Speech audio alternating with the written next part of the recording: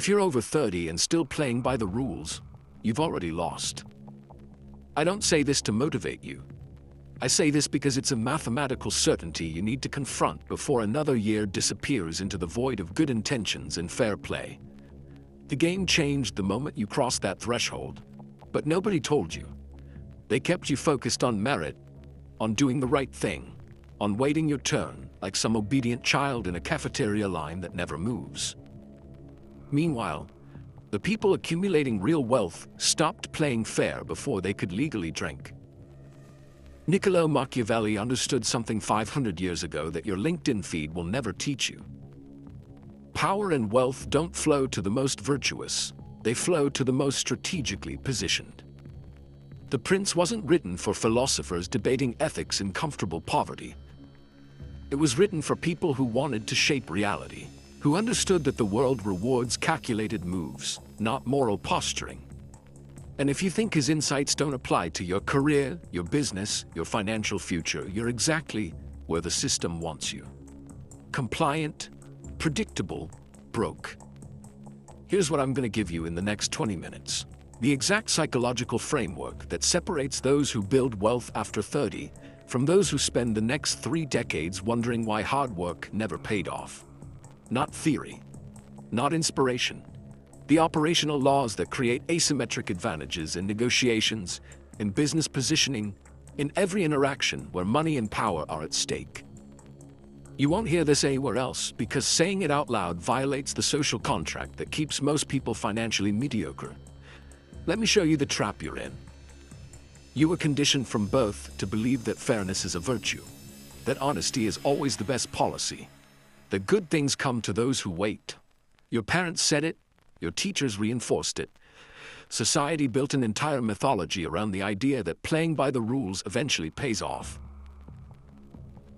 But here's the data they don't show you. After 30, the correlation between effort and income essentially flatlines for most people. You work harder, you get marginally more tired.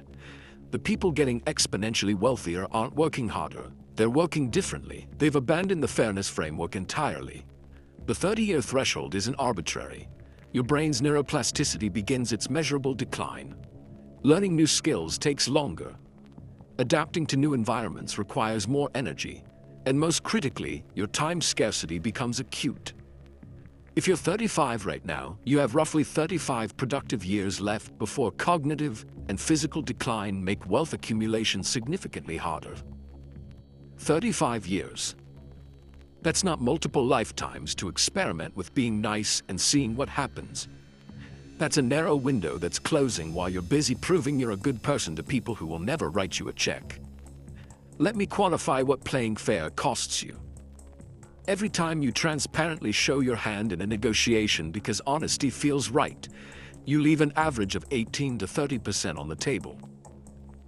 Every time you take on extra work to be helpful without strategic positioning for reciprocity, you donate hours that compound into months of unpaid labor annually. Every time you share your actual intentions and timeline with competitors or colleagues, you hand them the exact information they need to outmaneuver you. The nice guy tax isn't a metaphor. It's a measurable transfer of wealth from the transparent to the strategic, from the fair to the effective. Your enemy isn't other people. Your enemy is the programming. Society needs you to play fair because the system runs on the labor of people who follow rules while a smaller group writes them. They need you predictable, need you honest to a fault, need you so committed to virtue that you'd rather stay poor than feel manipulative. That's not morality, that's domestication. And after 30, you don't have the luxury of another decade being domesticated while calling it integrity. The first law you need to internalize immediately: never appear too virtuous. This contradicts everything you've been taught, which is precisely why it works. Excessive honesty doesn't build trust. It breeds suspicion and eliminates negotiating room. When you're completely transparent about your limitations, your desperation, your actual timeline, you hand power to everyone across the table from you. The psychological mechanism is simple. People don't trust saints. They trust people with visible self-interest because self-interest is predictable. When you appear too virtuous, too eager to help without clear benefit, People assume hidden motives anyway, and you lose the advantage of actually having them. In practice, this means strategic opacity. When someone asks your bottom line price, you don't confess the number you'd actually accept because honesty feels good. You understand that negotiation is theater and your transparency is their advantage.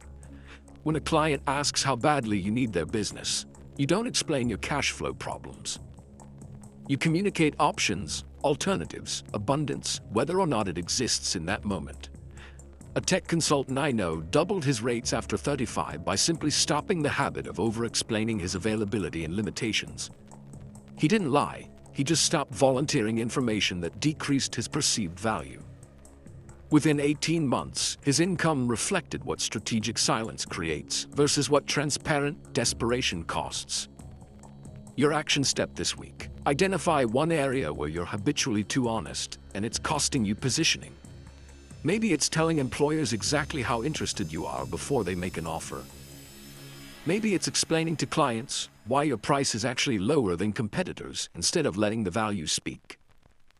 Maybe it's sharing your financial stress with people who will use it to negotiate you downward. Find it. Stop it. Watch what happens when you let strategic ambiguity work in your favor. The second law builds on this foundation. Use others' greed, not your own. The poor focus on what they want and wonder why nobody helps them get it. The wealthy focus on what others want and position themselves as the bridge to those desires.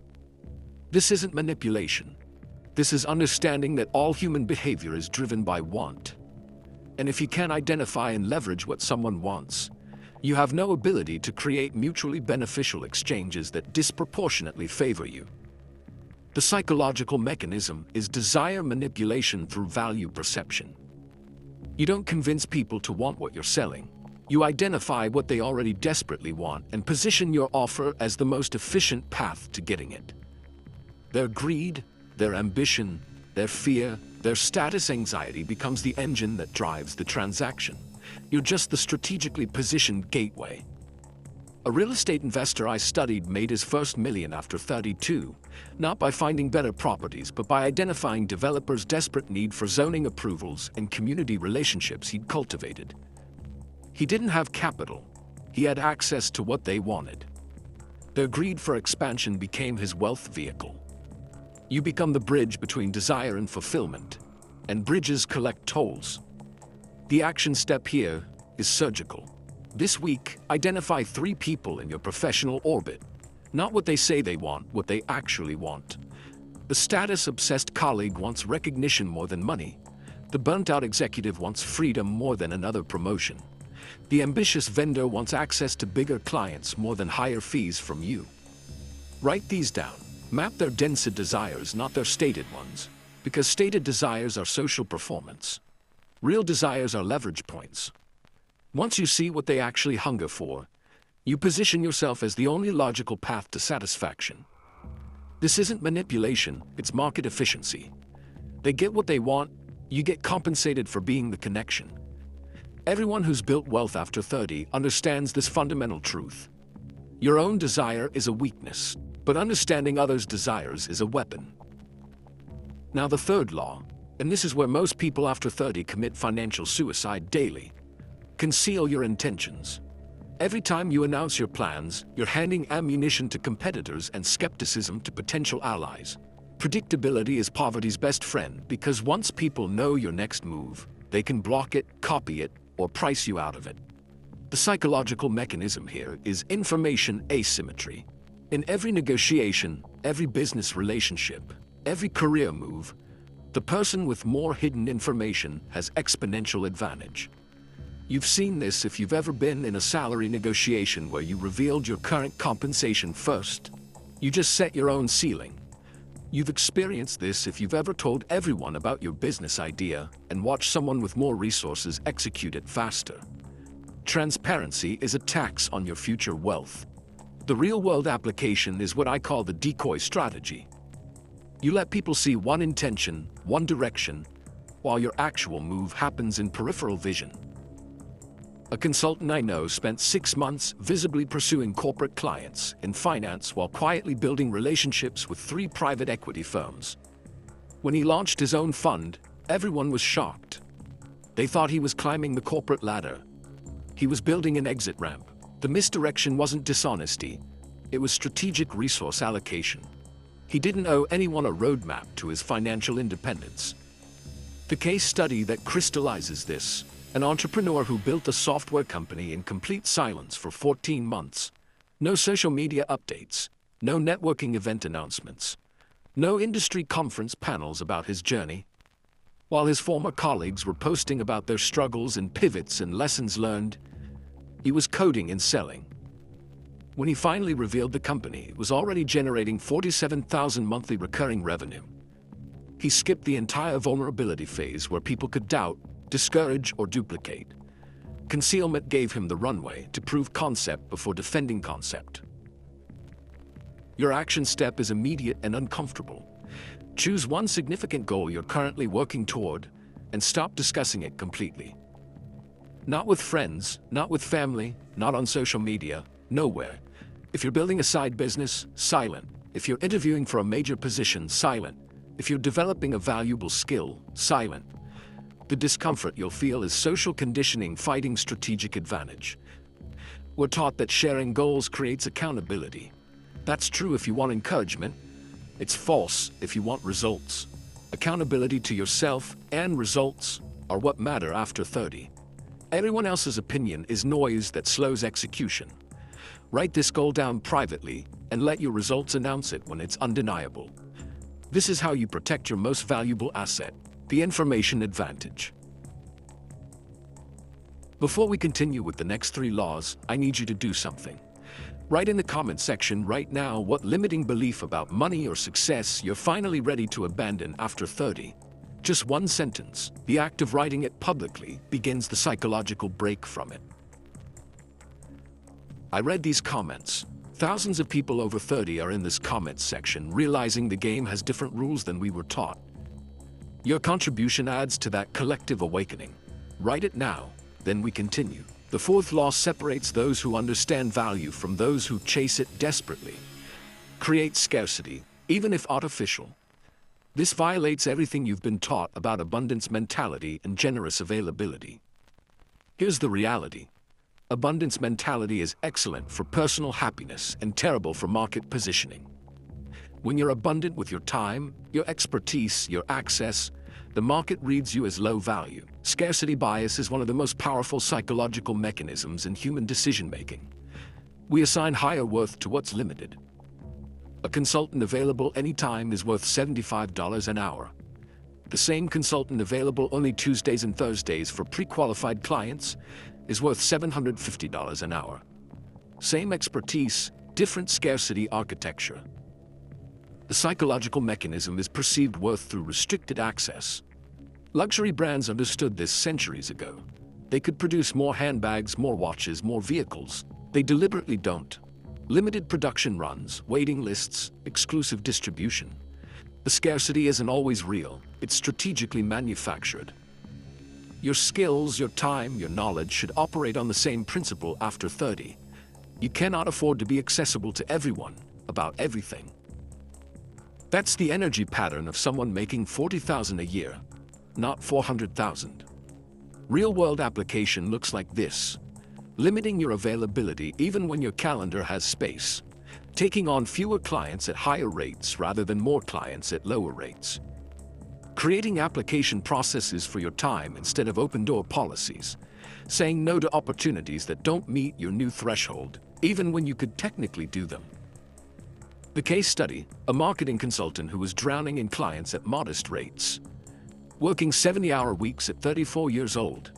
She cut her client roster by 60%, tripled her rates, implemented a wait list, added a qualification call before even discussing engagement. Her income increased by 40% while her working hours dropped by half. The existing clients valued her more because access was now privileged.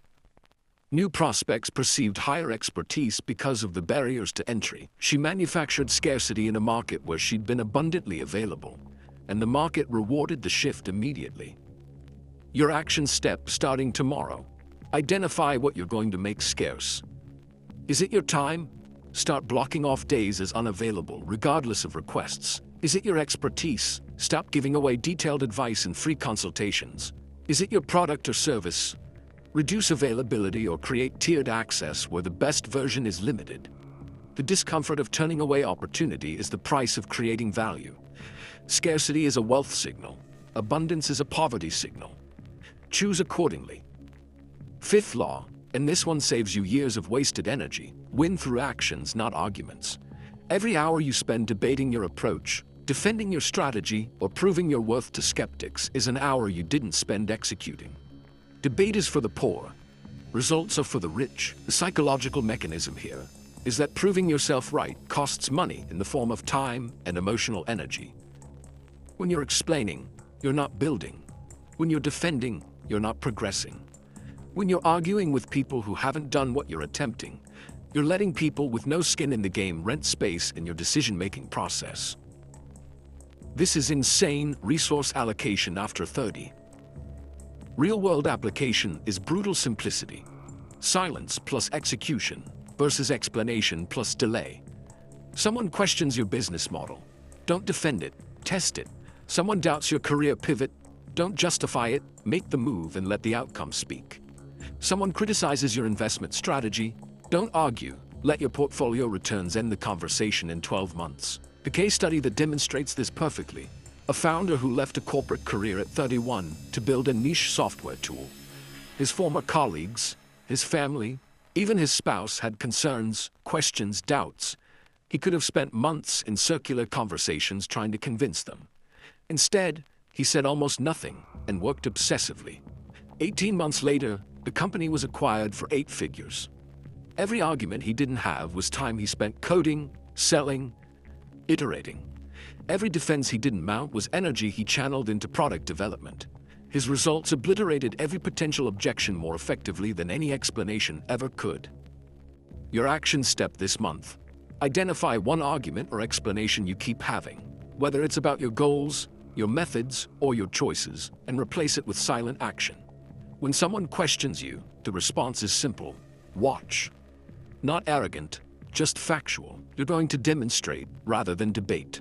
This requires tremendous psychological discipline, because we're social creatures who crave validation and understanding. But validation doesn't build wealth. Execution does. Let your critics talk while you build. Their words cost them nothing, and you everything if you engage. Your silence protects your energy for what actually matters. The 6th law is the ultimate freedom framework after 30. Make others dependent on you, not you dependent on them. This flips the traditional employee-employer, client-provider, buyer-seller dynamic entirely. Freedom doesn't come from independence. It comes from others needing you more than you need them. The psychological mechanism is dependency creation and irreplaceability. When you're easily replaced, you're easily discarded and poorly compensated. When you're difficult to replace, you have negotiating power, pricing power, and security. Most people after 30 are still trying to fit into existing dependency structures, making themselves dependent on one employer, one client, one income source. The wealthy inverse this. They build unique skill combinations, networks, and knowledge bases that make others dependent on their specific value. Real-world application means building unique skill combinations that are rare in the market. Not being the best at one thing, but being the only person who combines 3 specific capabilities that a particular market desperately needs. It means creating network positions where you're the connector between valuable parties. It means developing proprietary knowledge or processes that can't be easily duplicated. The case study: a professional who combined legal expertise, Mandarin fluency, and deep relationships in the renewable energy sector. Individually, none of these were rare. Combined, he became indispensable to Western companies entering Asian clean energy markets. He engineered his own dependency loop. Companies needed him specifically. He needed no single company. That asymmetry gave him the ability to command premium fees, choose his projects, and build wealth rapidly after 33. Your action step this quarter: engineer one dependency loop. What unique combination of skills, relationships, or knowledge can you develop that makes you specifically valuable to a defined market? Not generally useful, specifically indispensable. This requires strategic thinking about market gaps and your current assets. Maybe you combine your industry knowledge with emerging technology skills. Maybe you build relationships between two networks that don't currently connect. Maybe you develop expertise in a regulatory area that's about to explode in importance. The goal is to position yourself where people say, not we need someone like that, but we need you specifically. That's when compensation becomes negotiation rather than acceptance. These 6 laws work together as a system, not isolated tactics. You conceal intentions while creating scarcity. You leverage others' desires while making them dependent on your unique value. You win through action while never appearing too virtuous. This is the 30-plus Machiavellian mindset. It's a complete reframe of how you interact with markets, opportunities, and people. The timeline reality is this: you cannot afford another decade of fairness, transparency, and abundant availability. The math doesn't work. If you're 32, you have potentially 30 productive earning years left. Playing by rules designed to keep you compliant costs you roughly $1.2 million per decade in lost wealth building opportunity, based on conservative estimates. That's the nice guy tax. That's what fairness costs. The moral reframe that's necessary here: there's ethics of survival and ethics of comfort. Ethics of comfort is what you practice when you have generational wealth and can afford to be maximally transparent and fair. Ethics of survival is what you practice when you're building from middle class or below, and every advantage matters. You're not being evil, you're being effective. You're not betraying values. You're prioritizing your family's financial security over strangers' comfort with your methods. The choice is binary: comfortable poverty or uncomfortable wealth. Comfortable poverty feels virtuous, looks respectable, and keeps you dependent on systems that don't care about you. Uncomfortable wealth requires strategic ruthlessness, creates options, and builds generational security. I am strategically ruthless with my time, energy, and opportunities.